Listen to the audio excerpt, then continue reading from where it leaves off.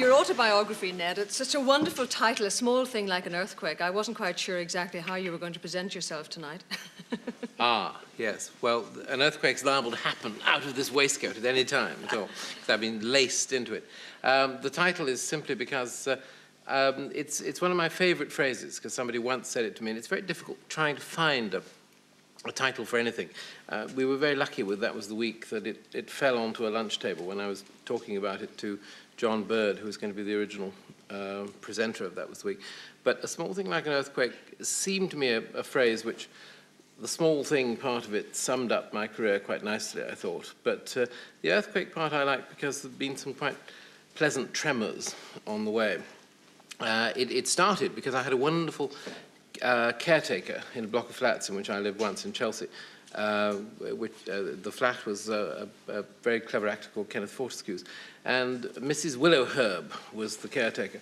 And she had a daughter called Amelia, and Amelia did tend to stray occasionally. And once she disappeared altogether, and poor Mrs. Willow Herb was terribly worried about this whole thing. And she came up and borrowed the phone in our flat because she didn't have one. And she phoned all over England trying to find Amelia. She rang every uncle, aunt, anybody she could think of all over the place. And no luck. And went away at about 4 o'clock in the morning in tears. And then the next day, there was a bit of light because Amelia had reappeared. The reason was that she'd gone to Brighton with the daughter of the caretaker next door. When she got back, her mother was distraught. She came up to us and she said all this. And she said, she went to Brighton, she said. Oh, I'm trying to do that terrible accent that you do all the time. I had lunch with the Irish press, you see, today. And if you talk to two Irish people, even if they come from the top and the bottom, you do tend to start mimicking them. Anyway, so there was Mrs. Sparrowhawk saying, I phoned all over London and there was Amelia in Brighton, and I said to her, why did you go to Brighton? And she said she went with her friend. And there was this dreadful panic on the poor woman's face. And she said, anything could have happened in Brighton. Anything could have happened, even a small thing, like an earthquake. So a title you've kept with you. Actually, when you think about coming from Oxford as a barrister, and within a very short time you end up a television producer, it does seem a rather big switch. So how did that happen? Well, I haven't had any lucky big switches which weren't lucky. That was simply because I'd done a review at Oxford as an undergraduate, and the BBC were trying to do a boxing match, and they were finally told by the boxing board that they couldn't do a boxing match that night because there was a boxing match going on in Stepney. And in those days, you couldn't do one on television if there was one going on live, because it's exactly the debate that they're having this week about the football.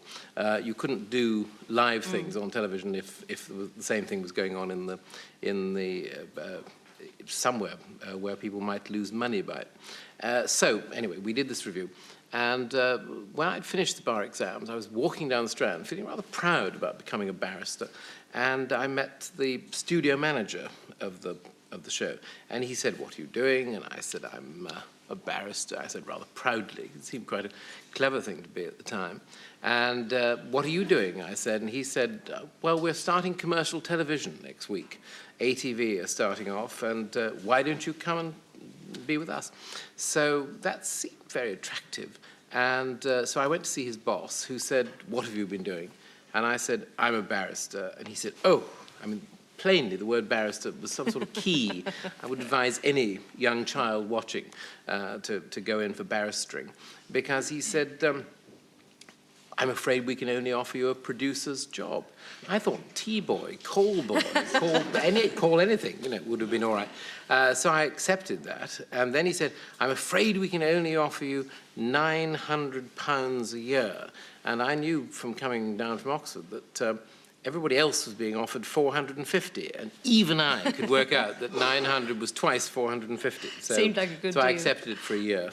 We were just listening to a discussion about the Peter O'Toole film and live television. So obviously you were thrown very much into the deep end. I've used Peter O'Toole on live television. We had lots of lovely star guests on. That was the week that was. One of the nice things about it was that you could say, Dame Edith Evans, would you like to come and read a poem? Or Dame Sybil Thorndike, would you like to come and do something?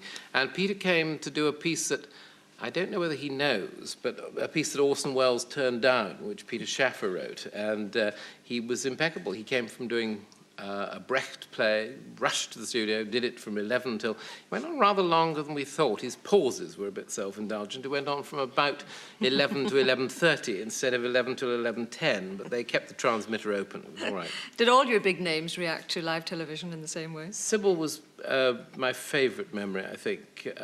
She'd been doing a play about St. Teresa of Avila, who, as you will well know, could levitate like nothing on earth.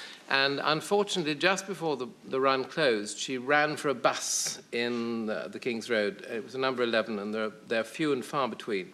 And this one was moving off, and Dame Sybil, who I suppose then was about late 70s, leapt for the bus, missed, and she had terrible arthritis ever afterwards. But that hadn't really set in when I sent her the script. And she was marvellous, because she looked at it, and it was written by Keith Waterhouse and Willis Hall, and she looked at it and she said, "This is rather dirty, this thing. I don't think I can do this." And Lewis, her husband, said, "What is it?" Because he'd been watching the television. He wasn't in the theatre at the time. He was only 90. And she said, "It's something called That Was the Week That..." Practically communist, he said. "You must do it, darling." so she came to, and she'd also never seen, you know those, I'm sure you don't use them because you talk so naturally, but there is a thing called a teleprompter. Oh, we would never have those in the goes studio. Across the screen, and they read these introduction things. Terrible Sybil had things. never seen one of them. I mean, her habit was to get up in the morning and learn a passage of Greek before breakfast. However, she was confronted, she really couldn't learn this. She was given it on Friday, and she had to do it live on television on Saturday. So she came in and rehearsed it, and she played with this machine, and she found it quite agreeable. But it was really something very foreign to her, and the character she was playing was a sort of advice to the lovelorn person, Marjorie Proop's sort of character. And as she was dictating her replies into a dictaphone, so she had a little microphone in her hand. Her hand was up like this. And you have to imagine, really an actress of, I suppose, 80 at that time, never doing something she'd never done before, having spent 60 years doing that sort of thing. And suddenly she realized she was on camera, the sketch had started, she was doing her piece, she was holding her dictaphone, and her hands started to shake like that. And it really was extraordinary, because suddenly, within seconds, and not being able to get a word out, she suddenly went with, that hand was doing that, and the other one went like that. And she and sailed through everything else. But I've never seen a piece of courage on television which I've admired more. I was also thinking, didn't you used to pay big names, not actually by money, but by gifts in the very early days of television? That was the beginning of breakfast television. Because most people don't know that ATV pioneered breakfast television with roughly the same effect that TV AM is having at the moment, back in the 50s. And we were watched by no one in 1957. So that's, sort of like 25 years earlier.